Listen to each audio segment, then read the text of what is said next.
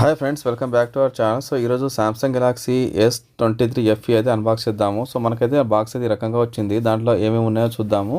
So box అనేది మనం open చేసి చూసినట్లయితే దాంట్లో మనకు ఒక డేటా కేబుల్ వైర్ అయితే ఉంది. సో అడాప్టర్ అయితే లేదు. సో ఇంకో దాంట్లో ఏంటంటే మన స్లిమ్ స్లాట్ చేస్తాం కదా, సో అదైతే ఇంజెక్టర్ అయితే ఉంది. సో మొబైల్కి అయితే ప్లాస్టిక్ ఒక కవర్ ప్లాస్టర్తో అయితే ఇది స్టిక్ వచ్చింది. సో చూసారు కదా, దానికి సామ్సంగ్ లోగో ఉంది, 3 కెమెరాస్ ఉన్నాయి.